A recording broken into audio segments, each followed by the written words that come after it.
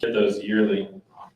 So going down the list here, we have American Cementing, Complete Solids Control, Baker Hughes, Tri-Power Energy Services, Alamon Tool Company, Payson, AIM Directional, B&L Pipe Co., Power Rig, and Turnco. And then I also want to thank, so yeah, let's give them a round of applause.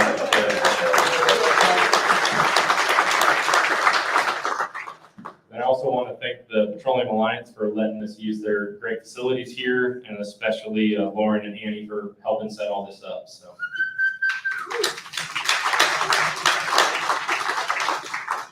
All right, a few announcements here for industry events that we have coming up.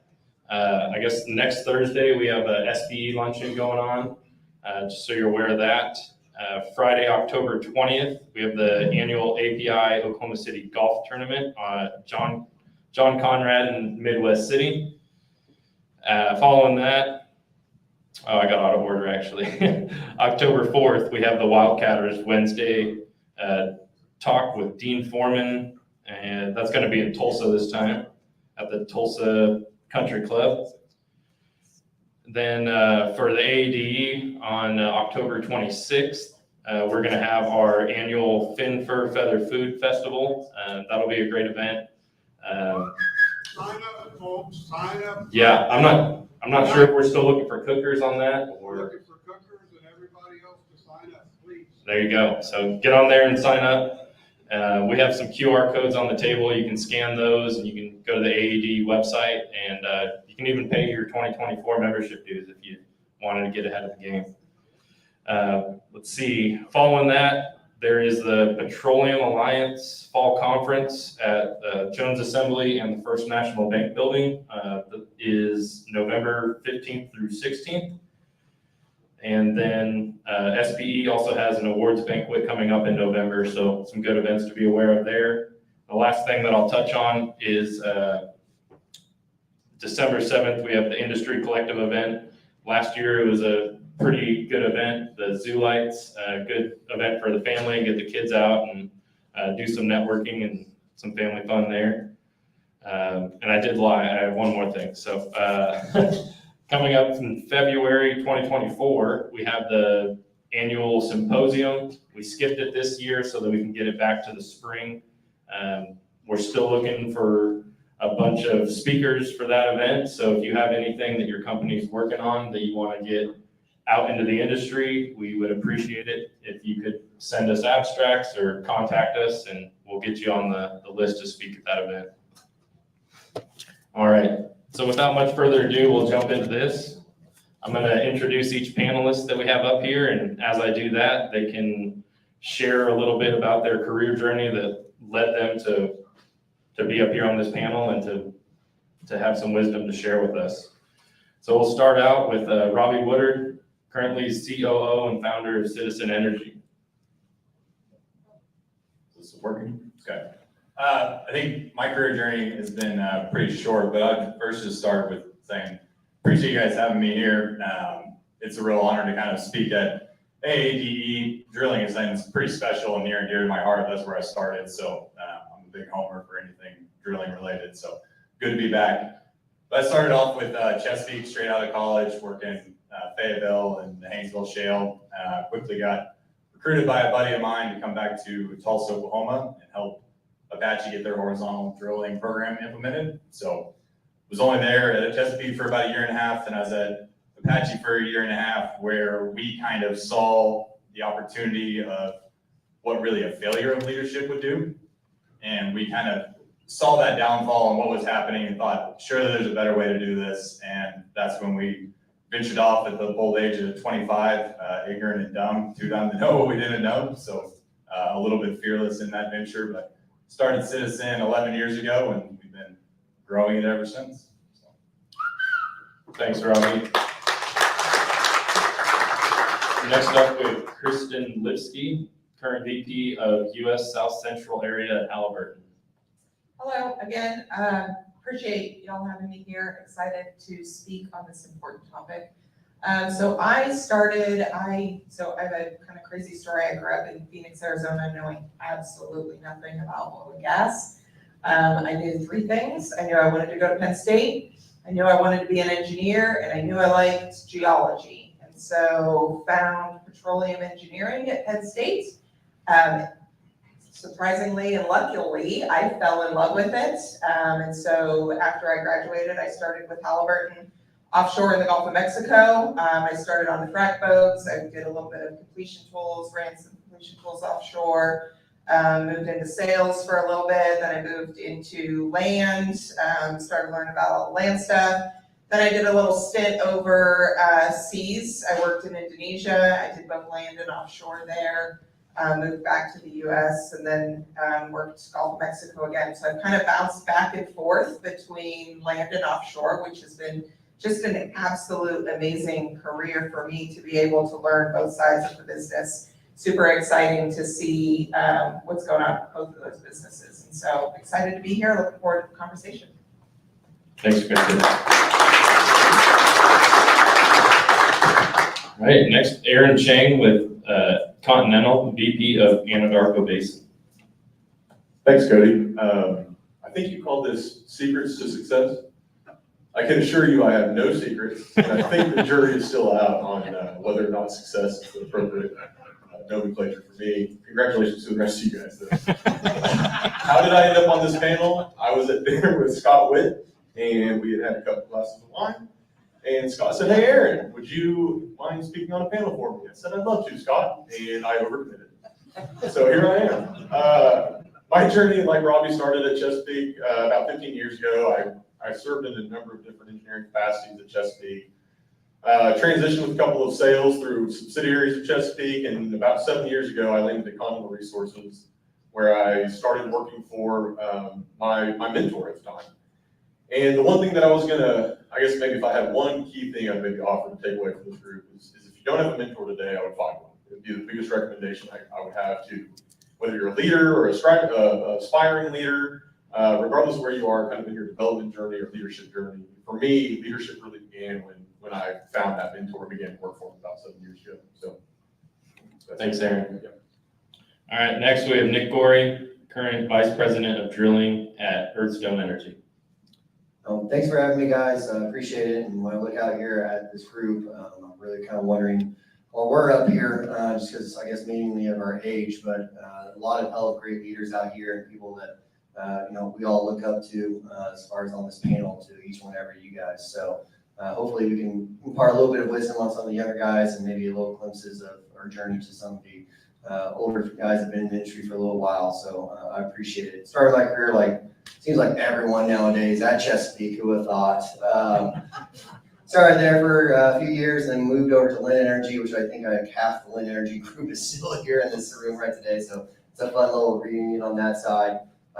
When we went and sold our assets off, I got to make a move back over with Aubrey to American Energy Partners, which was then turned into Permian Resources, the original, which is kind of hilarious because Earthstone Energy just got bought by Permian Resources. So it's a full circle there. After that, I made the move down to Earthstone Energy down there in Houston, Texas, and have been lucky enough to move my way up into the company there with some other moves that we'll probably talk about here later on, and getting some more leadership roles and advancing on there. So thanks for having us, guys.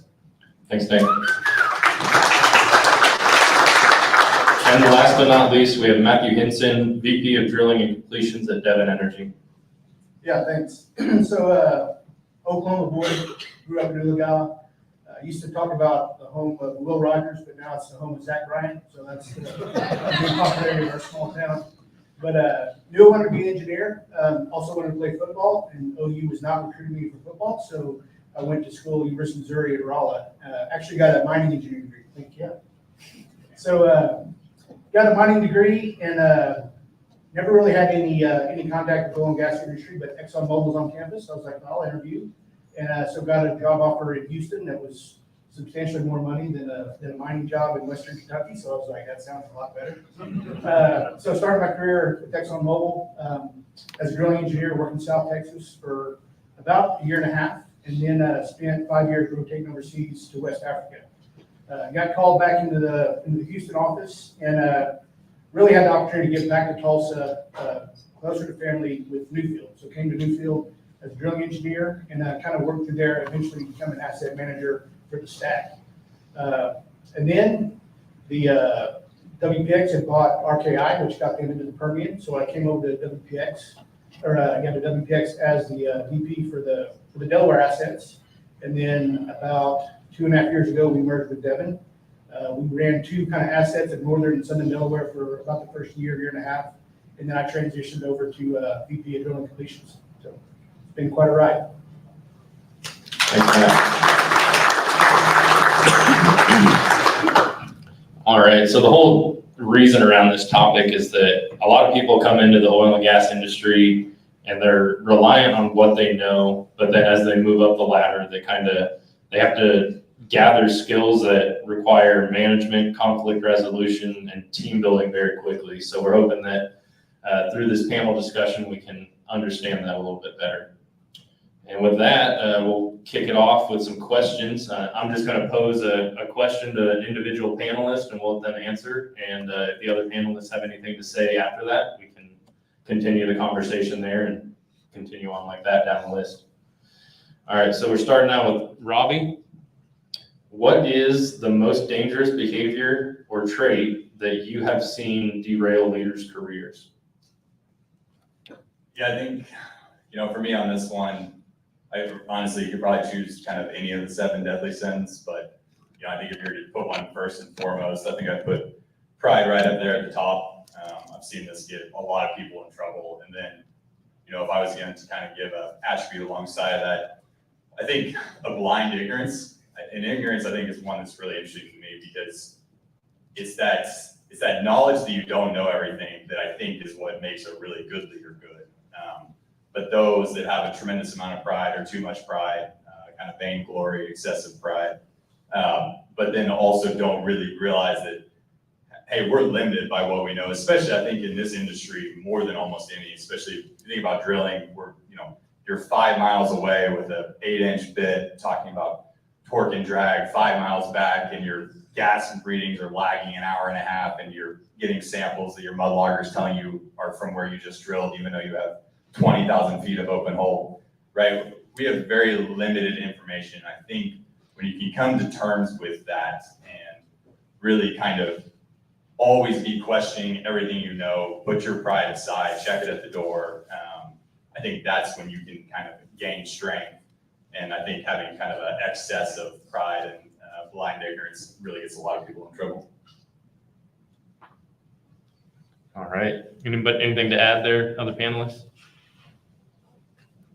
I'll add similar. I would also say unwillingness to challenge the status quo. I mean, we have seen so many changes in this industry. Just think about over the last 3 years, everything that we've gone through with COVID and just some of the AI and the new technologies. If you're not willing to think outside of the box, if you're not willing to try new things, we're never going to advance, right? And so I think that will hold leaders back, that unwillingness of trying new things. So always be thinking about, can we do this differently? Is there a better way of doing this? Is there a more efficient way of doing these things? I think is really going to help you move up and help you set you apart as well. Thanks for that. Robbie, as kind of a follow-up to that, what's been one of your biggest challenges as a leader?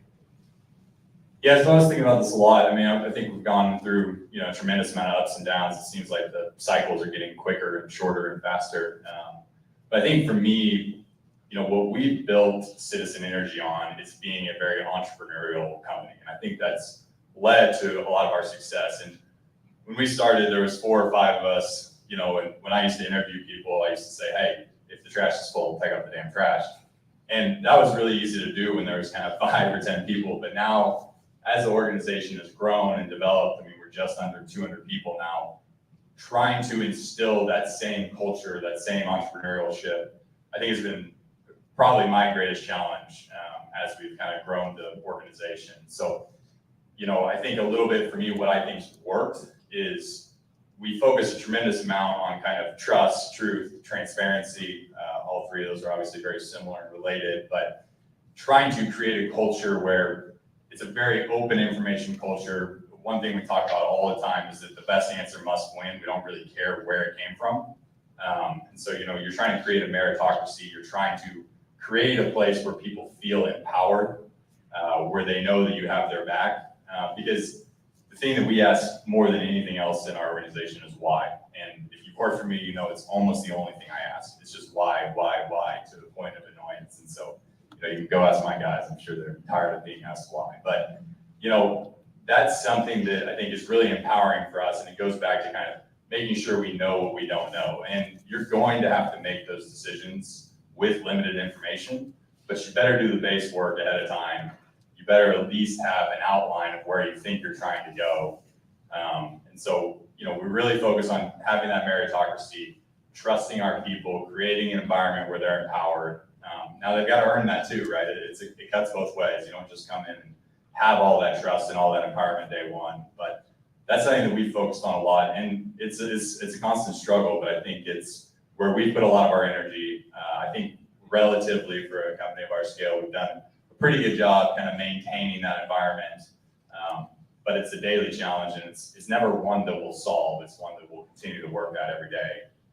But I think we've done a pretty good job of it, and really proud of the way the team has responded to those challenges and to those incentives and to that culture. And then obviously just getting the right people that have that same vision of where they want to go and making sure that aligns with where you're trying to take the company as well. Great, thank you for that. All right, moving on to Kristen's main question here. How would you define the difference between leadership and management? So yeah, this is an interesting question, and I think throughout your career, you'll probably bounce back and forth between leadership and management.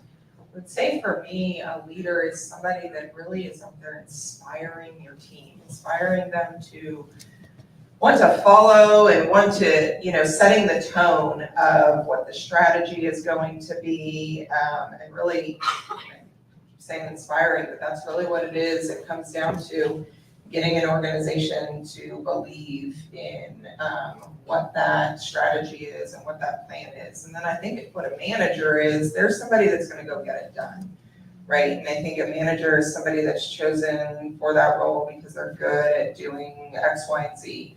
And so they're the ones that are going to be working with the team, figuring out how to get that strategy done, how to work on that every single day.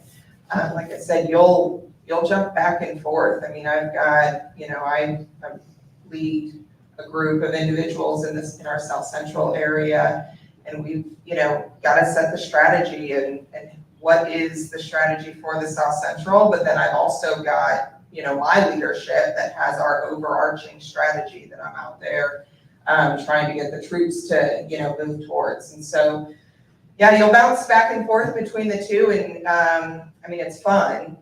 It's challenging, but yeah. Anyone else? As a follow-up to that, does your company offer any leadership or management training? And do you see any gaps in that could be improved?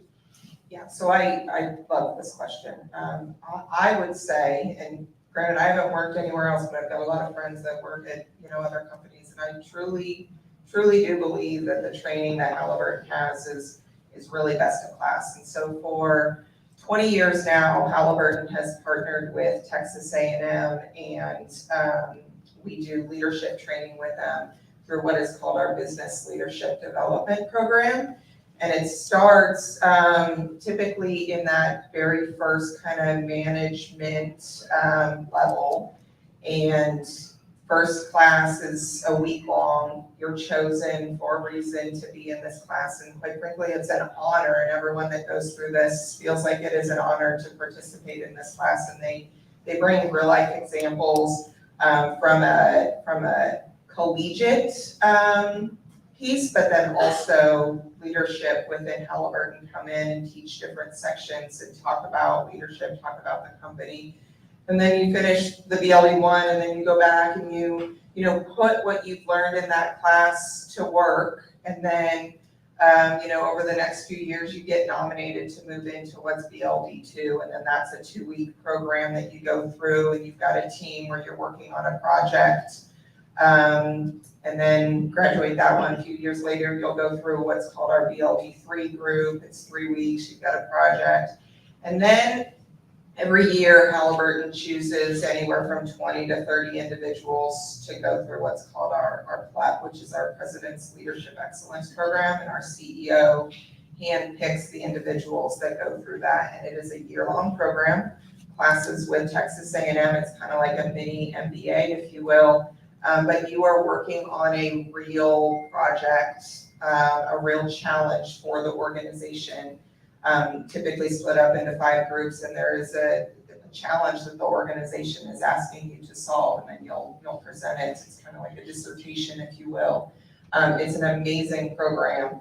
And then just for some of the, frontline leaders, we've got an amazing frontline leadership program. We've got, we have trainings for kind of those operational levels, the managers that are now starting to learn how to manage managers, right? And teaching you about conflict resolution, teaching you about how to build a team. And so I think the last part of that was, are there any gaps? And I mean, I struggle to find gaps in it. I think maybe the one gap is probably that we can't get enough individuals through these classes, because it really, it teaches you about yourself, how to be very self-aware.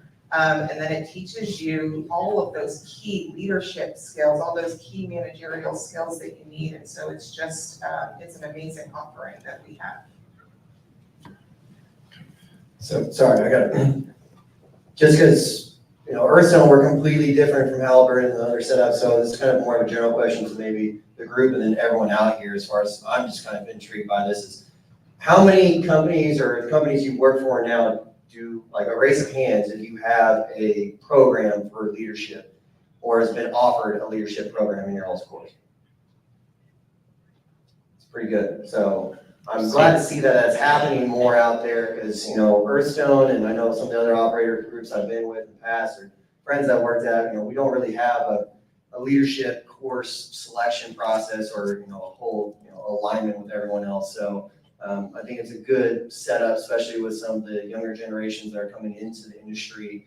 And it's kind of a different time of trying to deal with different cultural groups and the great shift change or crew change, however you want to call it, as far as trying to find out leadership sides where everything comes in. So I would say, if you don't have a program, I would highly recommend trying to get with your superiors and find programs out there that you can go to do even a few days worth of class is usually helpful. Just no one's better than always going to have the right answer. So I feel like if you get in and you're able to find some of these courseworks or classworks to get just a different opinion or thought process, because even great leaders that think that they don't need help on the leadership side, just getting a different point of view from somebody that's been through it all is always a helpful side of things. That's one thing. I think all these people can agree that being a great leader is having an understanding that you're not always going to have the right answer all the time. So getting a different viewpoint is going to be a great move forward on your perspectives in life and being a leader on that side. So it's good to see that we actually have a bunch more leadership classes going on out there. I would also add, if you don't have leadership classes, there's just a ton of podcasts out there. I'm a huge podcast, I drive a lot. And so there are just a ton of podcasts out there for you to listen to. Different leaders talking about, their story and how they moved up and what they did and the things that worked, what didn't work. And so that's one way for you to get, if you don't have those actual structured classes, that's one way for you to start thinking about new ways of doing things. Do you have a recommendation on that podcast? Well, one I'm listening to right now that I just find very inspiring is Flipping the Barrel. It was started by 2 ladies in the oil field, and they bring so many respected industry leaders onto this podcast, and it's just, look, there's not one way of moving up, there's not one way of doing things. There's so many different career paths for you to take. Like I said, I grew up in Phoenix, Arizona. I didn't know anything about oil and gas. My friends and family thought I was going to work at a gas station. And quite frankly, I did too. I had no idea what I was going to do with that degree. And so there's so many career paths in this industry, and just being able to listen to the individuals that go on that podcast and get inspired by their journey, it's been amazing for me. Thank you, Kristen. All right, Aaron, you're up. What skills do you use most often in your leadership role? So I did what any good leader would do when I got the canned question, and I delegated it down to some of my direct reports. And I asked them, I said, what skills do you see me recently focused on? And they started tearing me apart. Which twofold, right? So I guess I'll deviate just a little bit, Cody. One, I think it's just super important to surround yourself with truth tellers. When you can have hard conversations on what's working and what's not, it moves teams magnitudes different than when you have to walk around on eggshells, worrying about hurting each other's feelings or how he or she is going to respond to, feedback. And so that's a huge deal. But in all honesty, I did ask some of my guys, and I guess some of the things that I have been kind of focused on more recently from a skill standpoint, horizontal accountability. So trying to create extreme ownership kind of across the asset and the team, whereby the drilling engineers aren't just focused on the drilling scopes, and the completion team is not just focused on stemming wells, but trying to create an ownership level where we're filling what I call the white space. And the white space to me is kind of these undefined roles and responsibilities that have to get done to make any team successful, but they're hard to define in like a job profile or a job description. But to me, when I see really successful teams take off, it's because there's this common extreme ownership across all levels of the department, not worried about making myself look bad, but it's worried about letting Kristen down or Nick down, right? The guy or the girl next to me. When I'm more worried about letting them down than I am my own specific kind of roles and responsibilities, that's when I see that extreme ownership and I see kind of teams take off to the next level. Another thing that I think is important for leadership, especially in the energy industry, is amidst all the, uncertainty and ambiguity that we deal with, right? Whether that's related to pricing. For me specifically, I oversee the Anadarko Basin operations and development of continental resources. And I don't know if you can pick a more uncertain basin. It's a challenge, but it's also an opportunity every day, and we love it. But trying to stay level, right? And it's easy to get caught up in the highs and the lows, but trying to maintain sort of this, or instilling this confidence in the team that I'm not worried about any one well's performance or any one month's production. They all matter, right? Collectively, the sum of the parts make the whole. But my eyes are higher. I'm worried about the program deliverability and creating ownership across the team to kind of buy into that program deliverability and the confidence that as a program, we're doing what we need to and we're achieving the goals we set out for. I think it's just super important.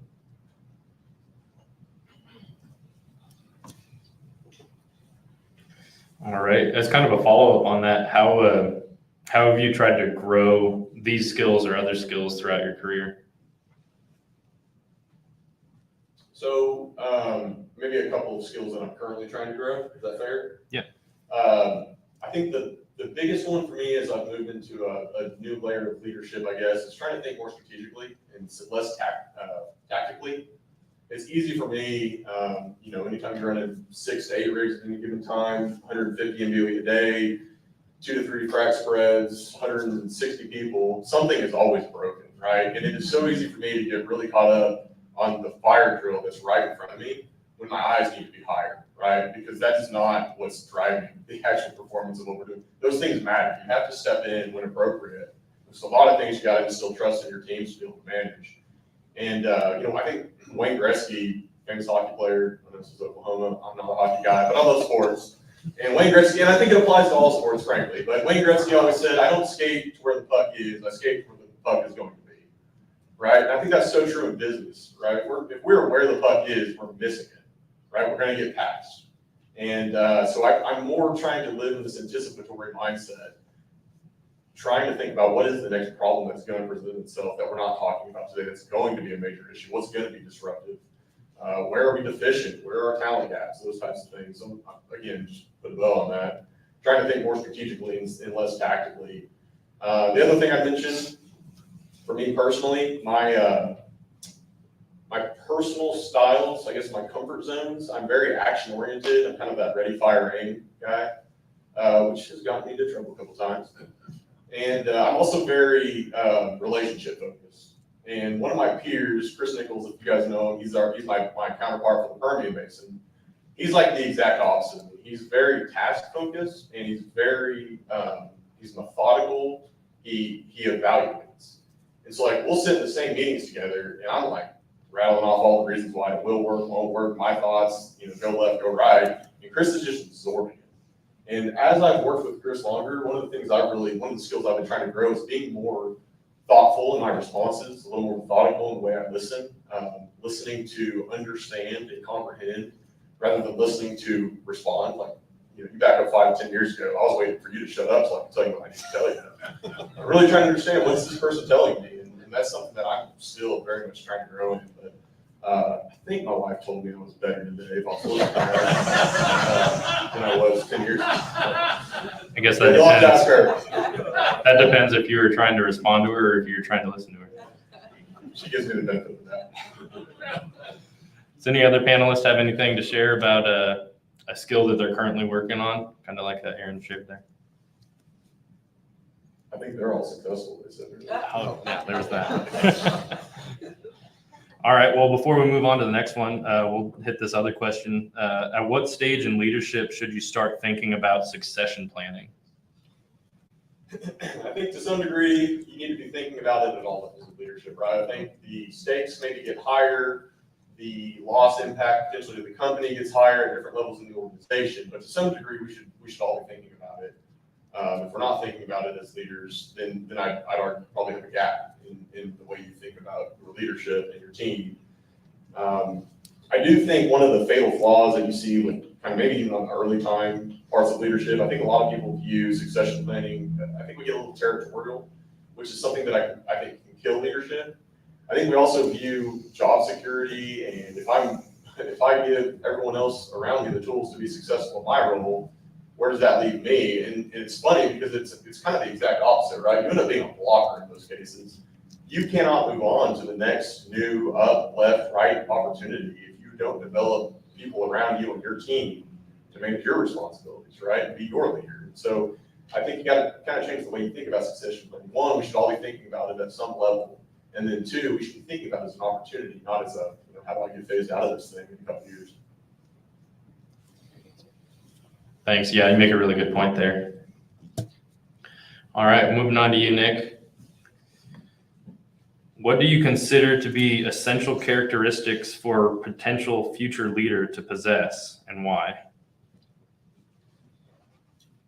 Well, I think for anyone to be a potential leader, we're going to probably start repeating a lot of what we've heard already up here. It's just really knowing the people you want to be with, or surround yourself with people you can't pick, at least. I know there's going to be some levels that you step into an operational situation where you're already assigned the people that you have to work with, and that's a completely different level of work that you have to go ahead and start befriending, work on the gaining trust, and working on the sides of that. But if you have the opportunity to get you around the right people, it's always backfilling in with people that you can trust that are going to get the job done. Because I think it's one of my next questions coming up. I think a huge pitfall is micromanaging. People that are going to be very successful in their roles if you give them the opportunity to do so and let that person shine and continue on. I think an overarching thing that I hear constantly in this industry, unfortunately, is about the amount of micromanaging that's going on. And I think as far as the next generation that's coming up, I think you're going to get into even more of a bind by trying to micromanage people and cause more internal strife going forward. So I think having open-mindedness to people, surrounding yourself with good people as they come in, and not being overly judgmental on somebody's capabilities and giving them the opportunity to fail. I know a lot of people are on tight budgets or on tight skill sets, and you're looking and locked in on a certain person or a perspective, but letting that person get to the point where they fail and then supporting them from that position up is a huge way to gain trust and have that accountability with you on a go-for basis, and know that you're going to have that person battle it out with you later on when stuff starts hitting the wall. So not being afraid to let people fail as if it's going to be a bad downside to your leadership. I think a lot of people get caught up like, oh God, this person has to be successful or I'm going to fired or lose my job. Well, at the same time, they're trying to grow as well. And you got to remember the first time you went out, you probably didn't plan the well exactly how you wanted to, or did the exact same job like you're supposed to. You probably had a mistake, and you went to your leader or mentor, and you probably remember how they responded, kind of shaped you and how you thought on a go-forward basis. So I think, it's a multitude of answers and there's never gonna be one exact one, but I kind of went all over on that answer space, but, yeah, to sum it up, I guess at the back end of the day, it's open-mindedness and surrounding yourself with good people and trying to make sure that you're, able to go forward on a path of succession and succeeding, without failure or without being afraid of failing along the way. Great, thanks. And yeah, one of your follow-up questions is, what's one piece of advice you have for those in our audience that are currently in leadership roles or preparing to be a leader? I'm going to go back to micromanaging. Don't do it. I'm going to, because it is something that just bugs me to death. And talking to multiple, I won't name companies, plenty of companies out there. People do not like being micromanaged. So people want to know that you're in it together and you're all on the same boat, going for the same goal and same setup. And the instant you micromanage somebody, then you automatically take away all the wind in their sails as far as their potential of what they want to do. Again, yes, there's the corresponding leadership and management roles. There's the spot of, okay, I need to manage to make sure we're going to get to these deadlines on time. And that's 100% along the way. You got to keep on the scope and make sure you don't have any of that scope creep and you're going to get out, you're going to miss your deadlines, etc. But at the same time, people don't want you looking over their shoulder all the time. So I think as far as letting people succeed and push through on their boundaries, it's going to be the best way to go forward as far as a new leadership style set for anyone that's wanting to be a leader. And I would also back that up with you have to have the interpersonal skills. A lot of people, probably find reservoir engineers don't have a lot of great interpersonal skills. They like to look at their spreadsheets and continue on, and they kind of get blockaded into their group set, and they don't like to get out and have discussions. But being able to have interpersonal skills, understanding somebody and how they hold themselves, and understand like, oh hey, Aaron seems kind of not in a great mood today. I probably shouldn't throw a bunch of this on him right now and yell at him for something he messed up on. I should probably find a way to congratulate him on the success of something that he's done recently, and then he will build into it, is a huge ordeal. So, and I think we're missing a lot of that these days, especially on the younger generation coming up, and I see myself do it all the time because I'm on my phone 24/7. Anyway, is the ability to sit down and have a conversation with somebody is so important as far as being a leader. Being able to look in somebody's eye and actually have a conversation with them, not constantly checking your phone or looking away. I mean, looking to the person in their face and having an actual honest discussion with them is huge. I don't think there's anyone in here that could say that, the person was a true leader without actually having one of those discussions with somebody. I mean, it's kind of like a mom or a father figure, et cetera. Like you want to talk to that person, you want to actually talk to them face to face and have a good, honest, open discussion with them. And if you don't have the capability to do that, or you're afraid to do that, leadership is having hard conversations. It's not always going to be like, fantastic job. It's not always going to be fun.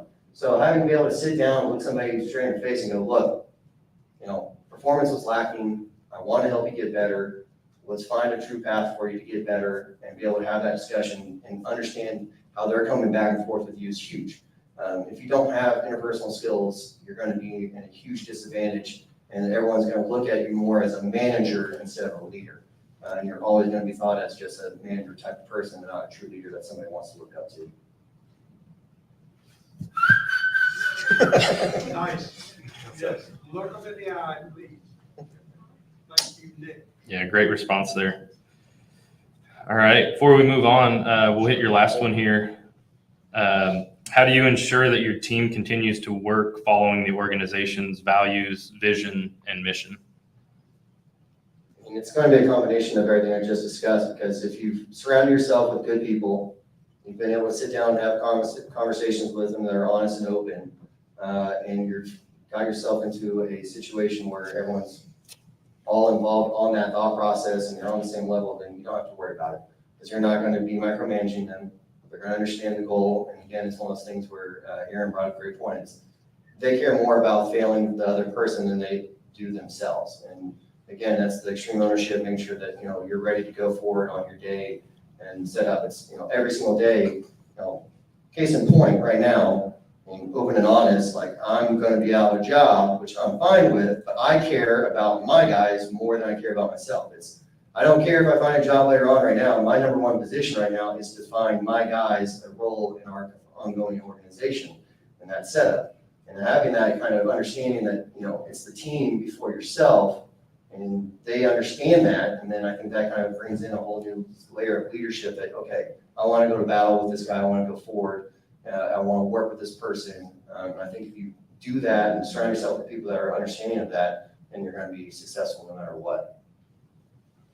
Thanks, Nick. All right, Matt, what's one thing you wish someone told you during your career journey? For me, when I look at my career, I think it's extremely important to, I think nowadays with more of a structure, most companies are not growing rapidly like we were in the past. So really trying to build a better foundation during your career. I kind of have two decisions in my career that I made that, looking back, were probably some of the more important decisions that I made that probably weren't, the normal decisions to make. One was leaving ExxonMobil, a super major, to go to this independent Tulsa Newfield company. Trying to explain that to my parents. They knew ExxonMobil, never heard of Newfield. But just knowing that was probably a better spot for me to learn more about what this industry is. I give the example at ExxonMobil as a drilling engineer. Never went to a land meeting, never really saw a rig schedule. It was like given to you. You did your job, and you handed it over. Maybe talked to a reservoir engineer once a year. Production was across the highway, just very siloed. And getting to Newfield as a drilling engineer, seeing kind of that well approval process, how the companies run, what metrics you're looking at, how does what we're doing in each of the teams translate into the final product. And so that, my second decision point was, had the opportunity, was offered the lead drilling role at Newfield. And after kind of seeing that structure, I did ask to be a reservoir engineer. So We need all people, so don't worry about it. So, sitting there as a drilling engineer, man, I really love this industry. I'm bought in. But instead of making that first step into leadership in a discipline that may not be my final place, I really wanted to make sure I had a broad look at the business. So, to Newfield's credit, within a couple of weeks, I was a reservoir engineer in the McAllister district, and really looking back, that was the kind of key to my success, was building that great foundation. So, kind of fast forward, became asset lead for the Granite Wash, and eventually, like I talked about, the asset manager for the Stack. And I don't think I would have been there without that greater base. So that would be my recommendation, that, don't always be looking for that next promotion upwards, because sometimes that comes too quick. So that's always been my point to everybody on my team and around me, that there's other opportunities to learn and broaden that base, and that's so much, that'll serve so much more in your career than just the next step up. You may have just answered this question with that, but what's your biggest risk you took in your career and why? Yeah, I mean, that is true. And I look at it kind of the opposite way. I thought the bigger risk was to make that step too quick.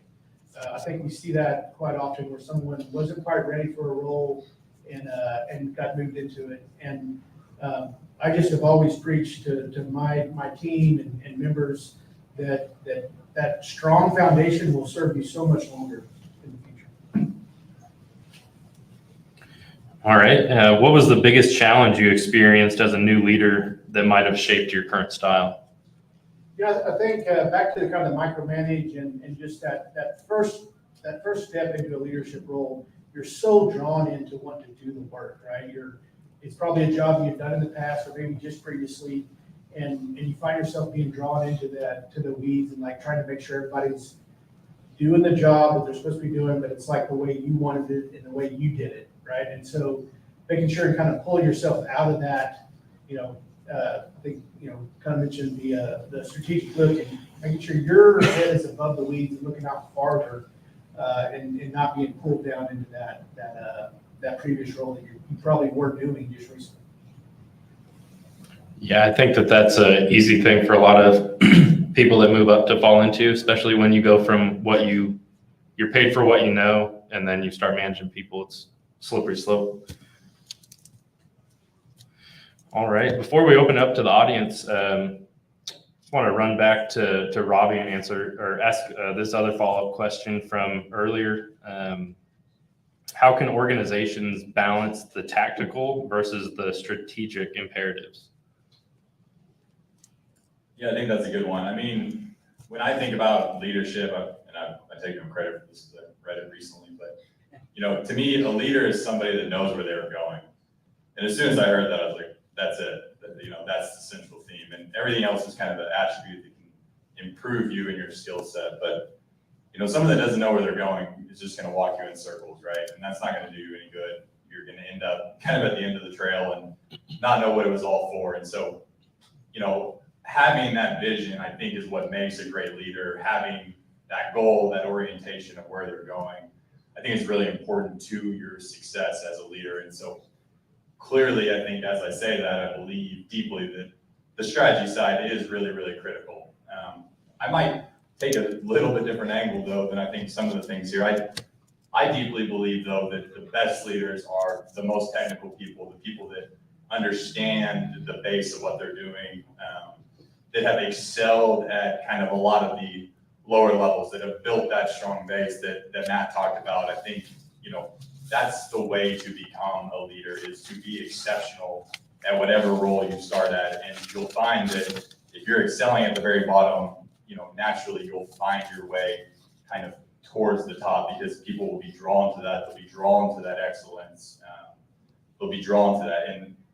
And I find that as we think about the strategy versus the technical, obviously the strategy is critical to what you're trying to accomplish. That's what a leader is. There's someone that sets out that strategy, but they better have a darn good understanding of the tactical as well, and of the day-to-day and of how that works. Because I do think on the other side of the coin, you see plenty of companies that have good tactical teams and have no strategy, and that can clearly fail.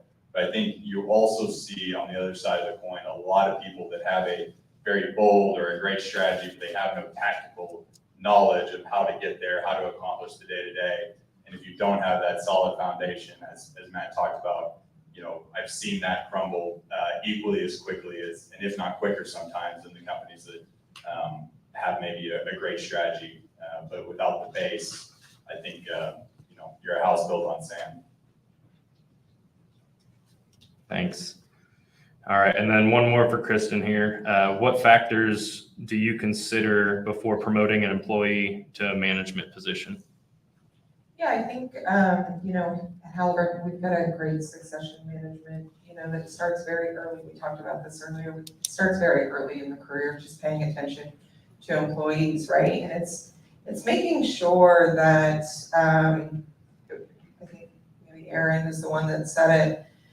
When you move up into management, into leadership, you're no longer the one doing it, right? You're the one that's kind of managing other individuals. And so being a micromanager is not going to work. It's not going to get you very far. I mean, nobody wants to be micromanaged. And so it's really finding those individuals that are collaborative, those individuals that can take a step back, let their teams do what they need to do, an individual that's willing to work with the team and strategize on how do we get better, what do we need to do differently, individuals that can work on a team as well.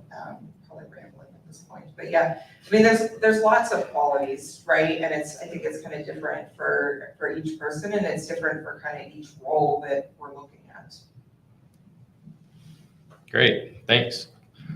That's all for the planned questions. So now we'll open it up to audience. Chuck, you want to come up here, grab a mic, and we can run it around?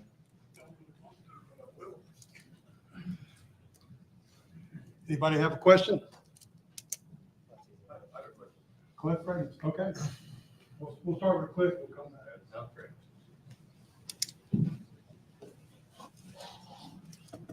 Hey, Aaron, you talked about extreme ownership in your field there. I'm curious, on your team, how do you create that environment specifically for your team? How do you implement that?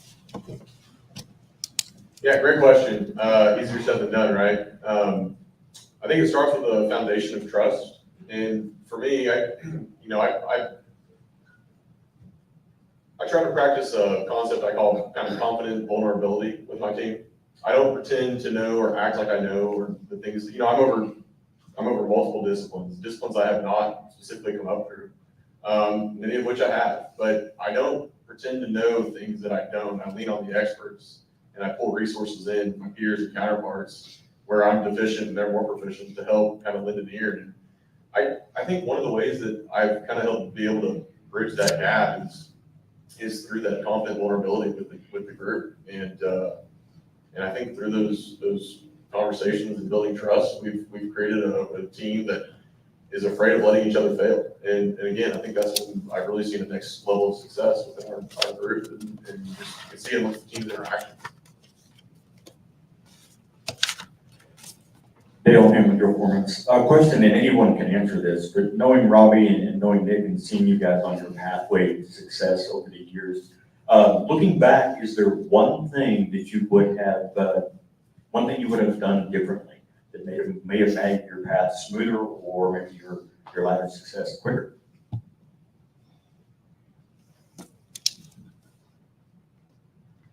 I think it would be not, I think it kind of goes back to what was just said a few minutes ago, was especially in this time period of, the great shift change. And, we've seen that you've got some guys that are in their 60s, men and women, that are in their 60s or older groups. And then you've got a transitionary period where you've got kind of a spotty group in between. Then you have young executives along our age group, and then you've got another gap, and then you're going to continue to see, and unfortunately, a huge gap that's going to be coming up in the next 10, 15 years.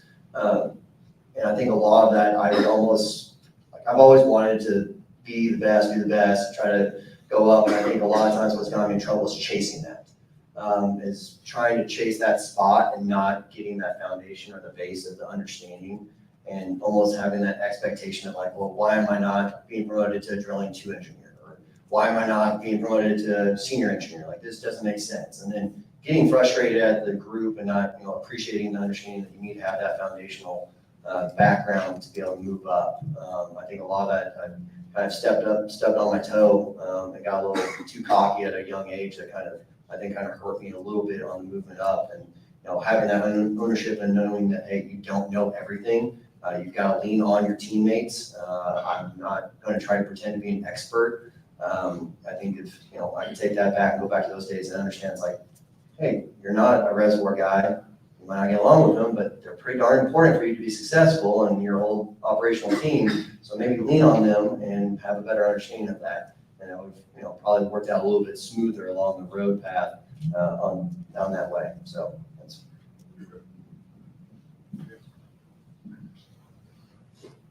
I think for me, like when I'm talking about some of these things that I think can make you successful, it's normally because I did the exact opposite for a long time. So, I'm not up here moralizing, like I was way too proud, like I was not humble, I was arrogant, like aggressive, early on. And I don't regret all of it, obviously. I think it's helped push me in ways, but, I've matured a lot and just going through those learnings and, being a little bit more humble. And I think almost maybe the biggest thing, this is almost like a life lesson for me, but when I was young, like all I've ever wanted to do was build. I just wanted to build shit forever. And for a long, long time, all I wanted to do was build alone.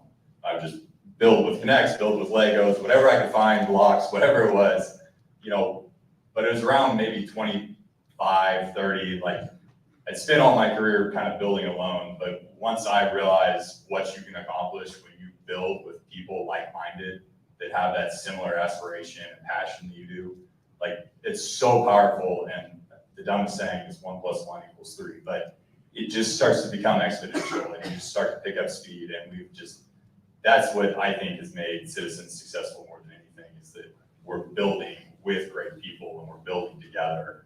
And, we're very involved, just the way we even enter a meeting, like everyone's got the same goal and the passion.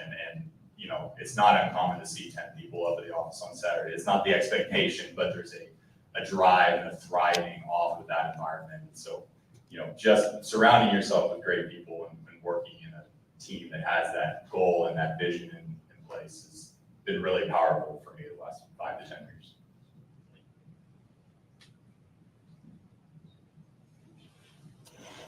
Hey, everybody, my name is Riley. I'm with Patriot Directional. The main theme of all this has been leadership, but an underlying theme has been trust. I have a question for Kristen. How do you train teams to establish trust with their clients? Because essentially that's going to be what grows business and grows success. Yeah, I think that's a very important question for service company, right? I mean, I think that, ultimately you have to be the trusted advisor. I mean, it's easy to walk into a customer's office and say, here's the price, choose me. But that's not gonna work, right? You have to be able to build that relationship. You have to be able to help them.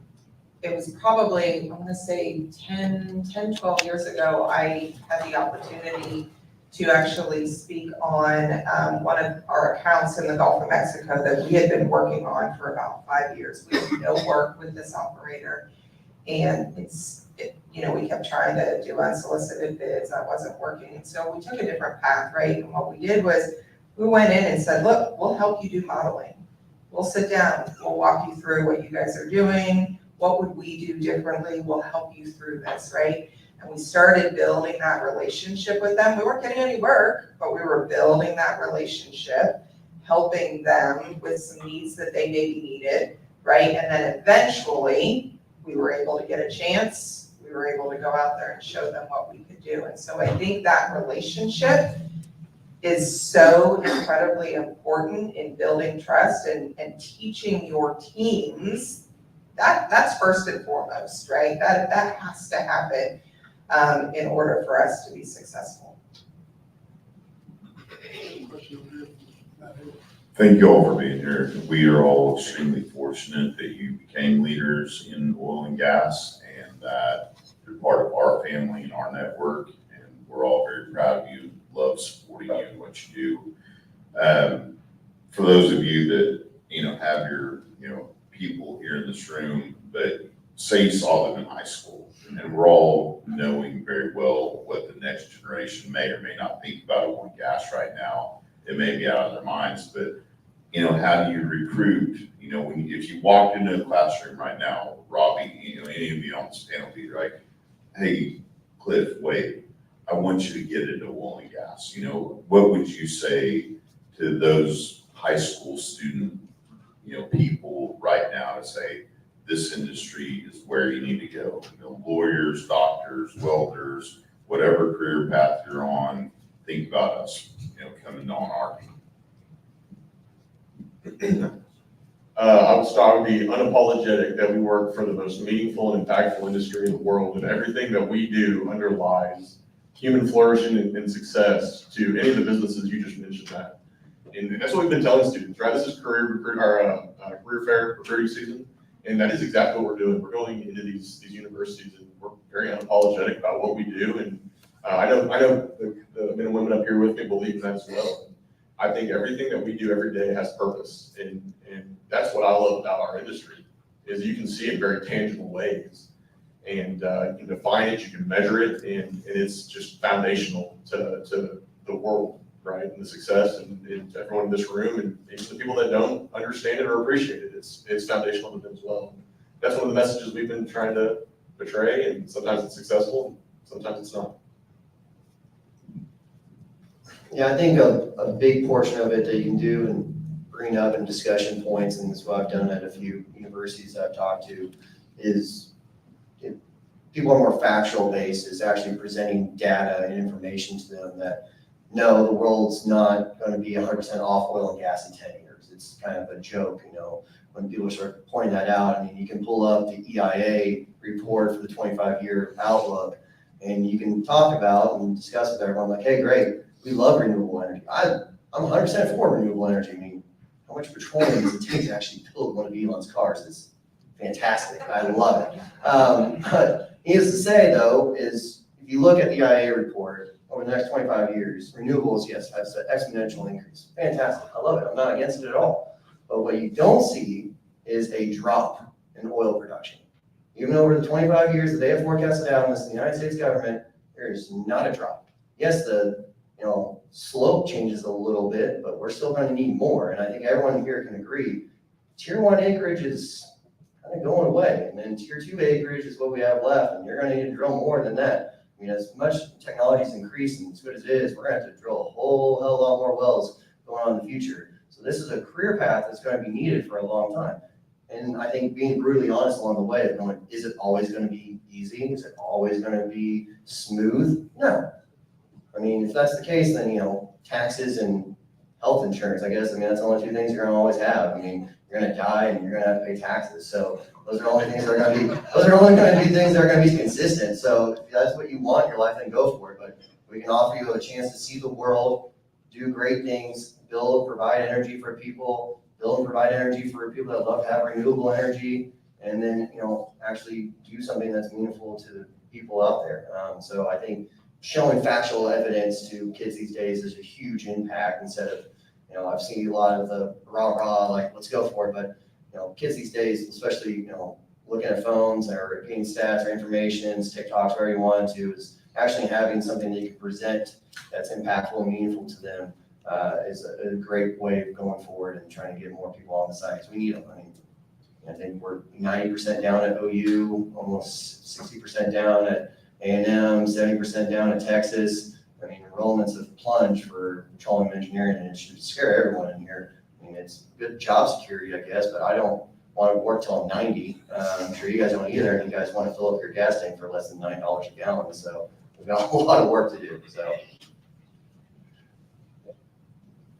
I think the factual evidence piece is so incredibly important. So I've been lucky enough to be able to, I get invited back to my high school in Arizona, and I get to speak to the science class. And so part of the reason I went into this is my science teacher, I was walking around before my freshman year, and I peeked my head in just to see, because there's over 3,000 students, so it's a very big high school, so you have to go look to see where other classes are, right? And so she said, oh, do you like science? I'm like, I hate science. She said, no, you're gonna love science when you finish this class. And well, here I am, I love science, right?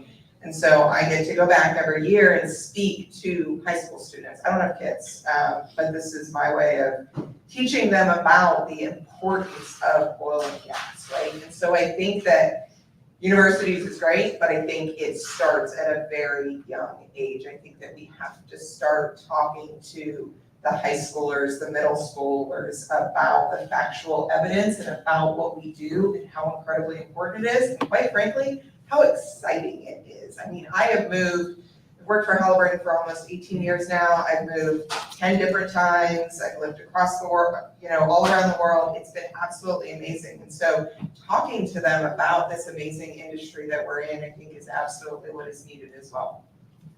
Get involved in the OERB PetroPro program. Please, everyone in this room that can, go serve as a PetroPro teacher. I've done it. Just saying, get involved. If you want to do what she's doing and impact these kids, do it. When I retire, I hope to be able to do it again. If I'll ever be able to retire. Anyway, go ahead, Robbie. I know we've hit this one a lot, but I would be remiss not to say, I mean, Aaron knocked that out of the park. I mean, that's exactly right. And, the only thing he didn't say, but I'll say it for him, is like 90% of this ESG shit is bullshit, right? And the best way that you can do, if you want to improve the world, and if you want, the number one thing you can do to bring people out of poverty is to lower the cost of energy. Hands down, it's that simple. And that is what we're trying to do every single day. And I just, it's so great to see so many people up here with that vision in mind, trying to lower the cost of energy to increase the standard of living for the rest of the people in the world. It's very egotistical for those of us here in the United States to say, hey, we've got ours, we're good to go. We're going to try to lower the temperature a degree. When there's people starving all over the world and are having to, don't even have diesel to get to work, right? And so I think we have a responsibility to promote that message and to earn it. And, as you talk about getting in front of kids, I think challenging them. And, a lot of these kids are being so coddled nowadays, and and I'm sure my generation was to a certain degree as well, but I think people will respond to that if you challenge them and tell them that you have more to offer, right? And I think a lot of times people are kind of told, hey, you're great the way you are, right? But like, what a dismal message, especially when you're a 16-year-old that's struggling to get by, right? Like, the message is you can provide a lot more to the world. You can do great things, and this industry is doing great things, and we're unashamed of it, as Aaron said. So just echo that. Yeah, I think, just to kind of go on, I think we're all having the same message. It's definitely we're in a world of energy need, and it's always gonna be an energy addition. It's not gonna be a transition. The example I always like to talk about is we still, as a globe, still burn about the same amount of dung and firewood that we did 100 years ago. Oil and gas didn't displace that, so you're not gonna see a renewable displace the oil and gas industry. So it is definitely a world of addition. We need all the energy we can get for the globe, and back to the point of, you're gonna see a constant increase of that demand, and renewables will not be able to displace it, so it's gotta be an addition. Marshall, do you have a question? I had just a follow-up question for Nick. You mentioned the gap from old timers like myself to you guys, and the gap is gonna be created from your generation down. How are we gonna try and close that? How are we gonna backfill that to keep this industry going? There's gotta be a way, because it can't survive another, bunch of old white-haired guys like me, down to you guys, another expansion of that gap. Or as it is. I mean, you and Phil look like you're 30, so I don't know if there's a problem with that. I'm old enough to be his dad. No, it's a pressing challenge. I mean, I think what the best setup and kind of discussion point of that is, one, it's the recruiting point. It's a multifaceted answer, because you have to get the right recruiting groups and the right understanding that this is going to be a career path that you can continue on a go-forward basis, and it's going to be successful. Because without a new, fresh injunction of people in here, or injection of people in here, you're going to be in trouble.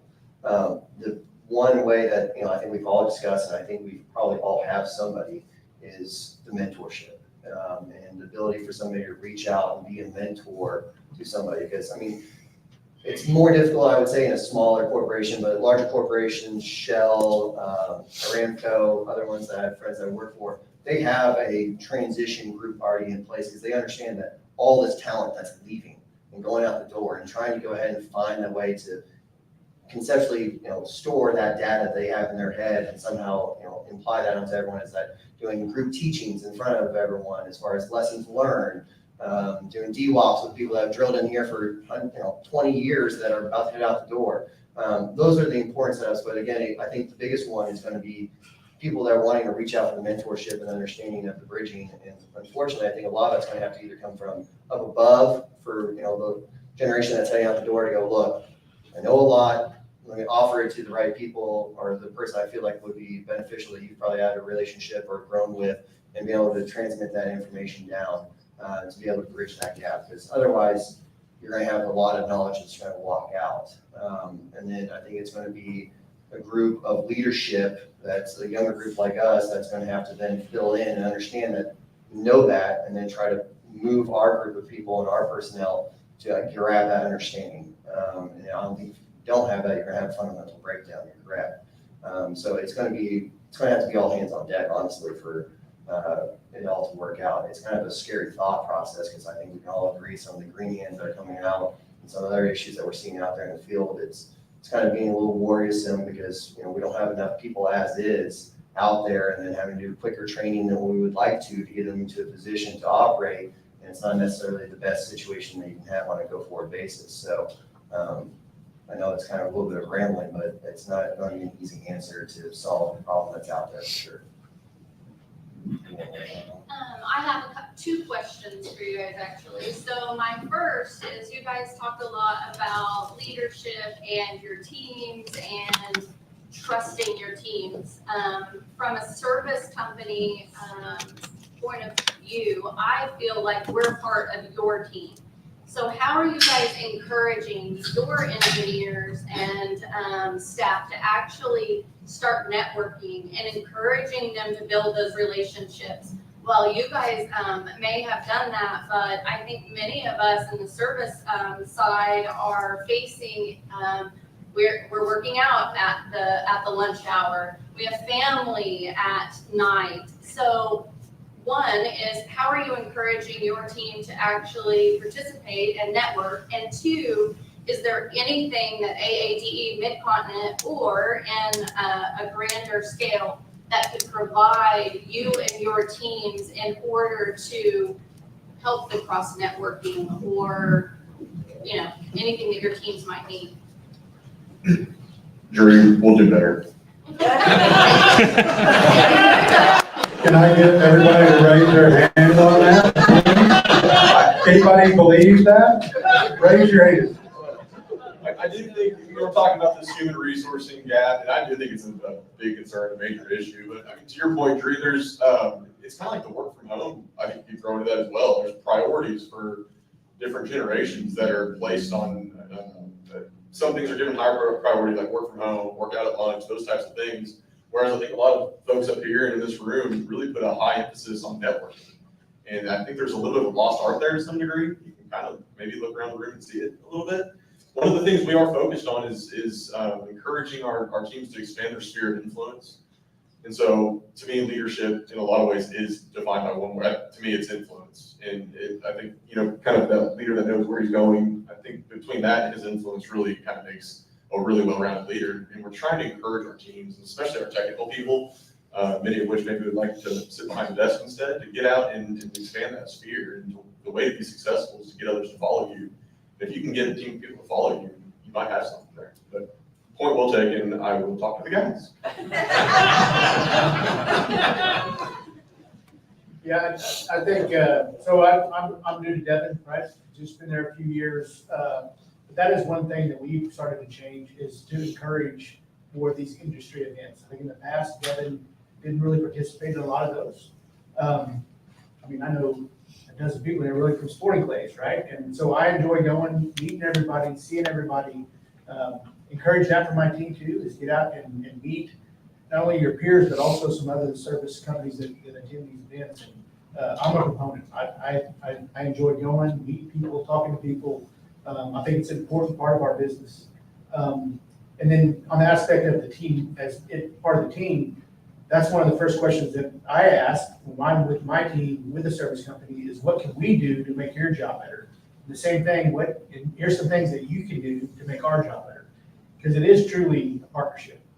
You know, I think a lot of times we're always asking for a price, right? But also, we're not here to put anybody out of business. This is truly a partnership. And building that relationship is part of that. So it's extremely important. And good breakfast, that's another thing. We're gonna hold you to it. You have a question? I have a question. Okay. And everybody needs to raise their hand, or not raise their hand, but how many of y'all have been in a spud meeting and a roughneck, a green hand, SSE has a great idea, and you buy into it as the leader, as the company man on location, or the superintendent, drill manager, whatever. And you say, man, I think that's a great idea.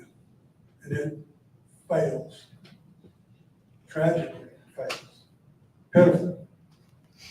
And you went up to that guy afterwards, and instead of chewing him out, you wrapped your arm around him and said, man, I thought it was a great idea. Let's just not do it again, okay? What is that guy gonna do next time? Is he gonna be afraid to bring it up again? Is he gonna be afraid to ask the question or suggest an idea? How many of y'all think that he would? I am gonna run through the frickin' wall for you. The dude is gonna be on your team, and that's a leader. That's the guy that's gonna run through that wall every day for you because you didn't chew him out. You put your arm around him and said, man, I thought it was a good idea too. You know? I don't know everything. Hey, let's just not make the same mistake. It's going down the road. Yeah, one of the things we talk about, our team is failing fast, and kind of removing the stigma of failing being bad, to your point, right? In my career early on, I kind of worked a stint where I was working sort of a kind of commercial BD type role, and we were working on a deal. The total deal is probably worth, I don't know, $600 million by our model. And the reason I say our model is because we were working on a Saturday, we were at the 11th hour, and me and the finance guy that was sort of the front men for kind of making sure the financial model inputs were squared away. We found a bust in our model, and we were off by about $100 million to the wrong side. So 15%, again, 11th hour. And I called our SVP that we were working for on the project, and he happened to be in the office that same Saturday morning. So fortunately for us, we got to go have a face-to-face conversation. And we kind of tailed between our legs. We took the longest way we could find to get to his office. But we sat down and told him we needed to talk. And I can't remember if it was him or me, or if we just looked at each other for an awkward amount of time waiting for the other one to go. We finally told him, we found a bust in our model. It's our fault. And we missed by about $100 million of the deal. And I'll never forget, because he didn't do exactly like what you said. He looked at us and he said, I could tell when you guys walked in here there was a problem. And you guys were wearing it on your faces. He said, find a way to make this deal work. And we just changed the scope of the deal, right? So instead of the big deal, we did a smaller package. He said, find a way to make the deal work and don't do it again. That was it. That was the conversation. And I mean, this was early in our careers. To us, $100 million, it is still a ton of money. It was a huge amount of money to us at the time, right? I thought this was a firewall fence. Seriously, I thought we were done. And I bet But- you'll still walk through the wall. And I'll never forget it. I've run through a wall for that guy, and that's how I treat my team as well. I want them to fail. I want us to push boundaries. I want us to learn things. I do tell them, though, you do it the same thing 2 or 3 times failing, we'll probably have a hard conversation about it. But I want to encourage that level of trust and encourage that boundary pushing for sure. So it's a great point. Appreciate you bringing that up. I do agree, and I think the culture has to change, right? And I think it is changing. And you think back, not too many years ago, the job of that tool pusher was to run you off, like test you. Are you gonna make it? I'm gonna do everything I can to make sure you quit, and then we'll get the next one. That's not the case now. We need everybody out there. So the mentorship Well, it program. shouldn't have been the case ever. Yeah, For a true leader, Matt, that should never be the no, case. but that was. It was, there's a lot of, Yeah, that and it's but that's still. not a leader. No, and it's still, there's still a little bit there. That's what I'm proud about, is now seeing that mentorship program, not at the engineering level or leadership level in the office, but on the rig, in the field. Because like talking about recruiting people across the board in this industry has gotten harder. And we need everybody out there to make sure that we're leading them in the Become a right way. Petro Pro. Become a Petro Pro. Those kids love it, and they grow up to be you. And everybody else in here that's a leader and wants to join the industry. I'm serious about this. Y'all think I'm kidding. I'm serious as a heart attack.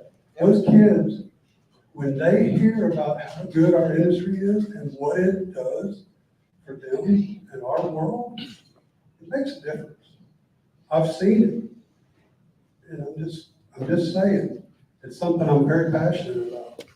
And I'm telling you, everyone in here that can volunteer to do a Petro Pro presentation, 1 a year, is more than you're doing now. It makes a difference. I'm serious. Not to interrupt, go ahead and finish. I think you did, Chuck. I appreciate that.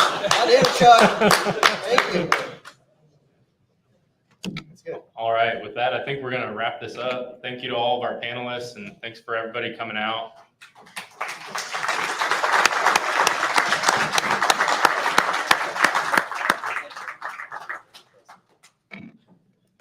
We'll see you guys all at F5. Sign up for F5. Come be a part. Yeah, absolute pleasure. Really appreciate it.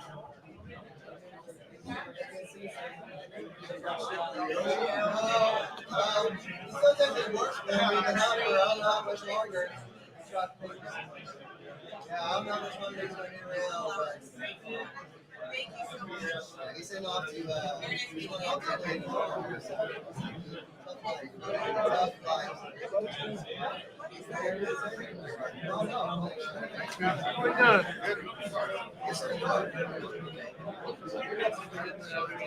Yes.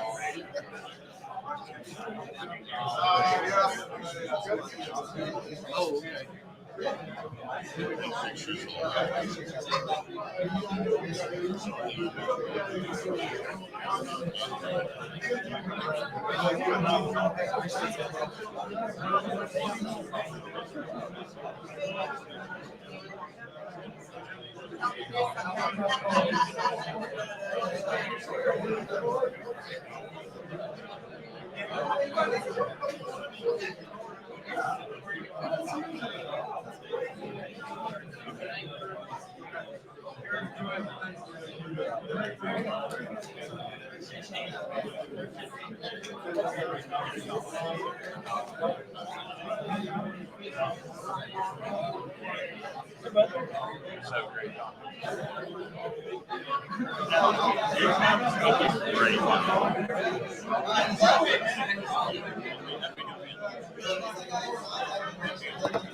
Hey, good job, Cody.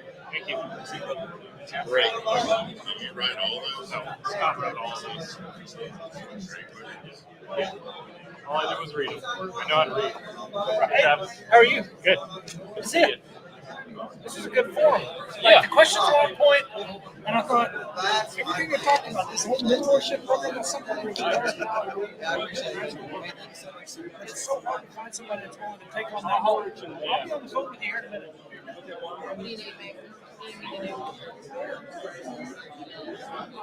Got anything to say? We're still live. We're still live. Yippee-ki-yay.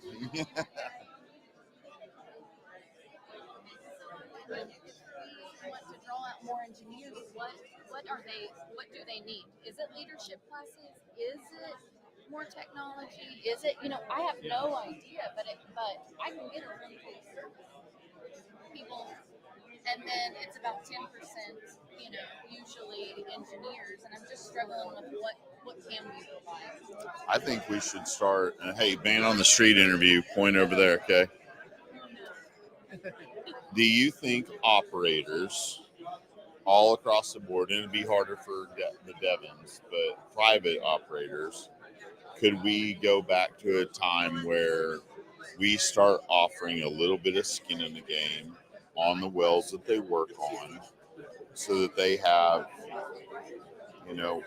skin in the game? Like, hey, by the way, when you finish your career, as long as that well's producing, you're going to have some mailbox money.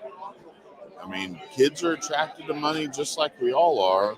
And when they see these cycles, and the reason I asked my question earlier is how do we get these kids? Well, because mine are fearful to go into oil and gas because of these cycles of, man, Dad, I've seen so many of your friends laid off. I've seen so many families torn apart, or dad's, never going to retire, all these things. So could we find a model to where you work on this well, guess what? Your percentage, your value is going to always be there. Whatever fraction that is, 0.019, whatever, but.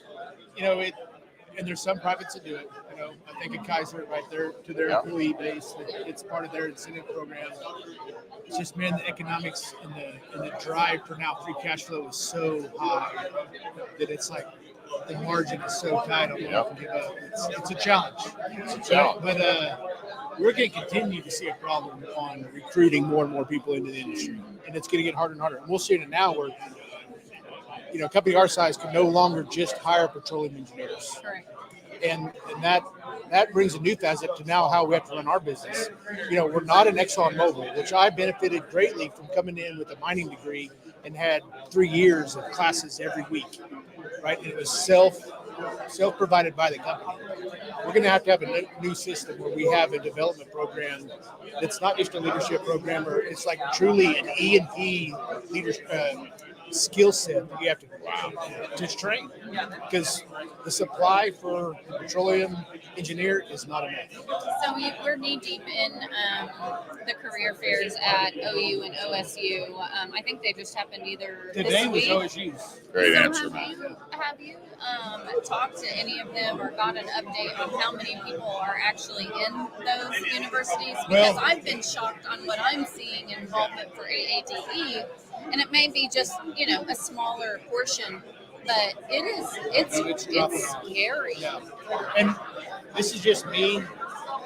I think the universities are going to have to switch to basically a mechanical degree with a petroleum minor.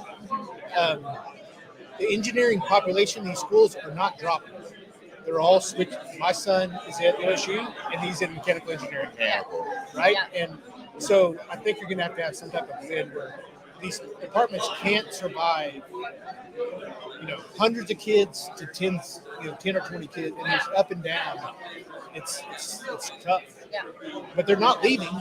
They're just switching to mechanical or chemical or civil or some other. That's what degree. my brother has a mechanical with, and I think there was a petroleum option when he was there. Maybe now there's a minor at Oklahoma State. And so I do think that we're seeing that. But I will say that when I came in the industry, I was smack dab in the crew change. I'm the age Okay. gap, right? You got your camera? Matt. Right back against. Can you get a picture? Yeah. Hey, shoot away. All right, we're still doing man on the street interviews. We're still live, okay? Good to see you, man. I'll holler at you. You gotta go get your picture first with all your crew. All right, what'd you guys think? We're still live. Oh, it was excellent. Lots of good insights and lots of things that I've been thinking about. Point that camera over there. A lot of things I've been thinking about, and just trying to. And I can't remember who it was. I think it was Aaron. He made the comment about being slow to speak and being and listening more and being more attentive, and that really spoke to me because that's something personally that I've been trying to work on myself, is just being that kind of leader that sits back and just absorbs information and making more methodical decisions, more strategic decisions. So Beautiful. Thank you, Matt. Always an honor. Come on, Doug. You thought you were going to get out of this. No, you attended. What do you think? Phenomenal. I've worked with Robbie for many years, ever since he was, at Apache before he went out to when he was part of Citizen One, right? So it's phenomenal to kind of hear the journey and how he was back then to how he is now. I mean, it's light years. I mean, he's just a great leader, and it's great to hear from this leadership panel. Yeah, we've all been fortunate to participate with them over and over and over again on all their success, and it's neat to see them where they're at. Yeah, agreed. Yeah, I think they did a great job. Thanks, buddy. Yeah, no, thanks. Appreciate it.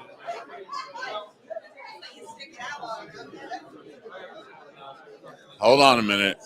Man on the street here, point at the camera over there. We're still live, okay? Okay, all right. All right, Wade, what'd you think of the leadership panel? I thought it was great. I thought they all had a lot of good insights to share, and really enjoyed the conversation they had. The questions at the end, I think, were my favorite part, though.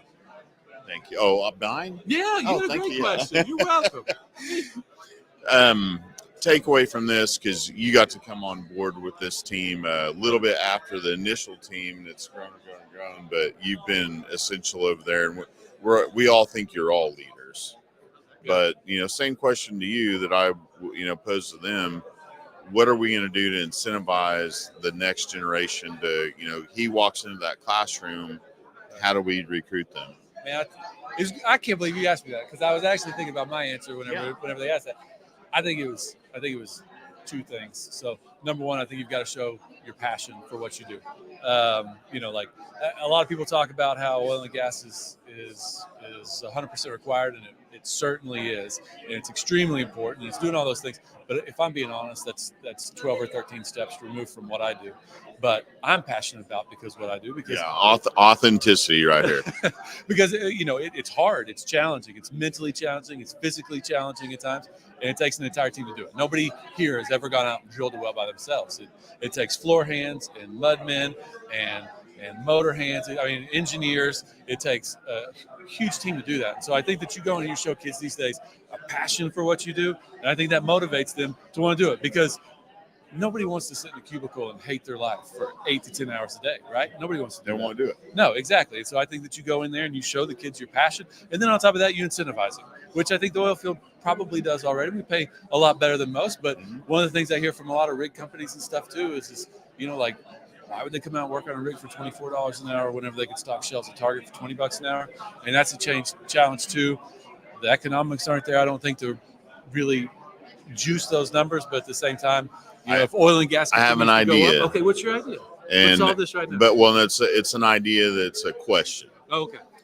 Could we, as an industry, operators, of course, but also, service companies, and this is something I thought about for service companies around Oklahoma that are just getting their butts kicked, boom and bust, boom and bust. So could we incentivize, especially private operators, like Citizen? Could you find a way to work into all your AFEs a little piece of every well for each employee and what they contribute? I think a lot of times that's built in. I mean, there are companies out there, and I think a lot of privates are that way, that, you may not have a direct ownership in each well, but I mean, you're maybe we could work on that. Well, you're participating in the company. I know there are some privates that, that you become a working interest owner and all those different things. An override. Right, exactly. And so those things do exist. I don't know that that's necessarily true in some of the larger companies, but I don't know that it'd you be harder in the public, right. Traded. Right. And the challenge on there too is that you're also increasing your well costs. And like you just talked about, it's a boom and a bust, like you look at the Granite Wash. I mean, how many operators either went bankrupt out there or are no longer operating there, you know what I mean? And so adding money onto that, it may create more of the problem that we're kind of asking for, or that we're trying to solve. I feel like if we say, hey, look, you come into this industry and you have skin in the game on every single well, right. Maybe, just maybe, when you retire, you've got all this mailbox money along with your retirement. And let me tell you, I mean, that's probably a way that a company does survive, because when they incentivize their employees like that, like all this stuff that we talked about, people are willing to run through walls for that, or they're willing to make sacrifice for that, right? Because work shouldn't just be always easy and always on cruise, you know what I mean? Like whenever they're willing to do that, those are the companies that are probably going to exist and continue to drill and continue to operate. So, see, this is the best natural progression. Natural progression. Love you, buddy. Good job. Good talking to you, man. Almost 100% success rate. Yes. What'd you guys think? We're still live. I mean, I thought it was a great presentation. I mean, good takeaways. It was good. It was good. Who's your favorite speaker since we're live? Don't say that. I know. Chris. I mean, he said the most, and I feel like he was spot on with most everything he said. So I mean, these guys are kind of around my age, maybe a little bit year or two older. Impressive people. Yeah, I mean they've made some moves. I mean, I've worked with Robbie and Cliff, previous companies, and I mean they've come up from the from the bottom and kind of come up into doing stuff that works. We've been very fortunate to have so many people as leaders right in front of our eyes and watch every step of it. Yeah, I agree. What would be maybe one of your answers to one of the questions posed to them as a leader? What do you mean? Which one? Like, I mean, simple stuff like so what was I posed. 100% with Chris and the micromanaging deal. The point he made, like if you start micromanaging people, you take away from what those people might be able to accomplish. Like, so you're doing a job, like you're doing a job, your job, you're doing your job, and then someone comes in there and kind of takes a little bit of it away, trying to micromanage, making sure you do your job. You did your job, but I feel like that takes away from it. If you kind of take that out of the equation, I think you will have a lot better output of people, even if they're aspiring to be leaders or not. I feel like if you kind of kill let people do their job. If they're doing their job, and I feel like a lot of people that I've worked with personally that micromanage me, they know that I can do my job. But it's something with them, they try and micromanage, and all it does is kind of create animosity towards them, where you're just like, hey, do you not trust me? Do you not think that I can do my job? I mean, I feel like that was the biggest takeaway when he was saying that micromanaging thing, that'll kill some. You lose the communication skills between you. Awesome. Yes. Shoulder time. Yep. Amen. Patrick, thank you, buddy. God bless you. You too.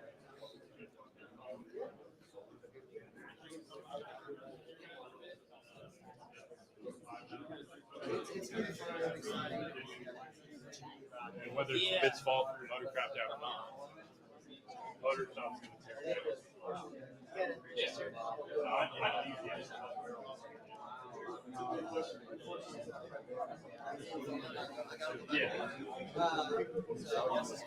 I got a couple more. Like 3 more years. I need 3 more years. I know, just a few more.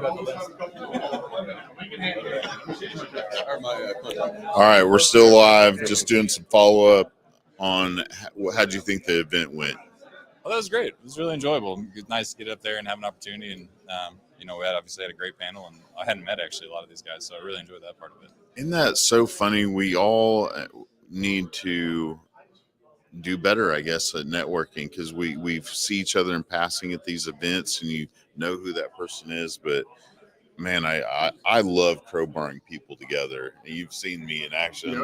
Like I set Missy's friends up on dates, whatever, but we all need to do better. Like, hey, have you met them yet? Have you met them yet? Have you met them yet? Is there anything we missed in asking you guys?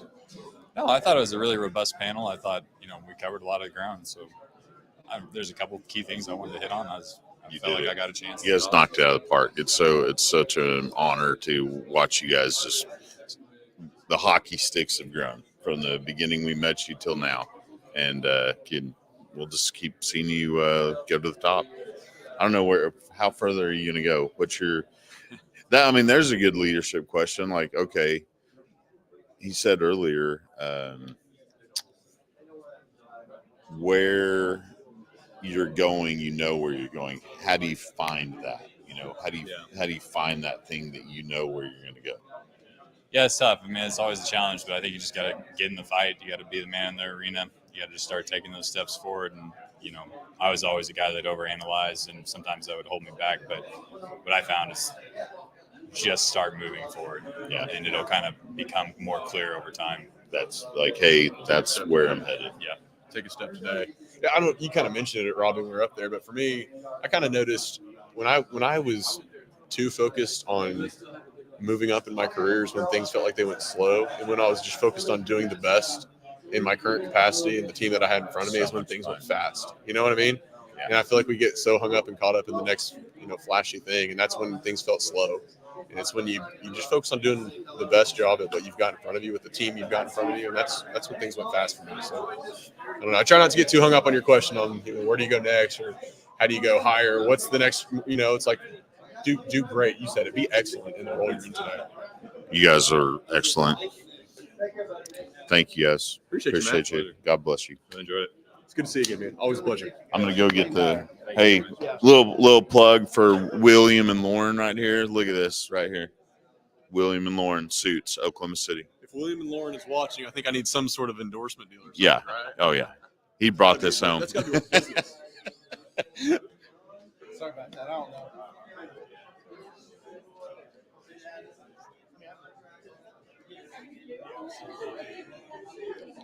Any takeaways? Any more questions you wanted to ask? Is that thing on? Oh yeah.